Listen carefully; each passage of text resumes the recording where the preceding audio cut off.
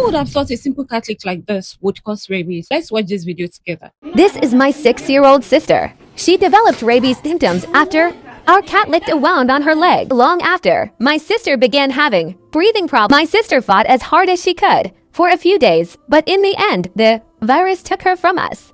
Before you say this can only happen abroad, this cannot happen in Nigeria, I once posted a video of a pregnant woman in her third trimester who was bitten by a stray cat. Unfortunately, she did nothing about it, and by the time she presented to the hospital, it was too late. Now let me explain how this can happen and how to protect yourself. So the first thing you need to know is rabies isn't just from dog bites.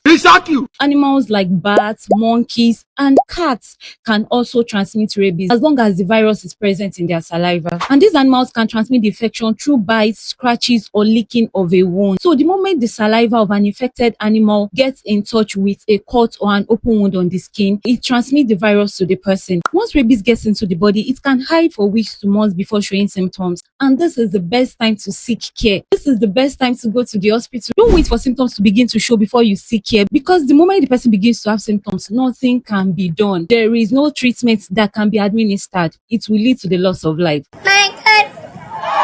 One of the symptoms they have is the one we saw in that video, which is fear of water, hydrophobia. They also make some sounds. Some people say they bark like dogs. Not really. They make some sounds, funny sounds, as a result of spasm of their voice box, just like this. So if you're bitten, scratched, or your wound is licked by an animal that is likely not vaccinated, the first thing to do is to wash that particular place, that particular site for 10 to 15 minutes.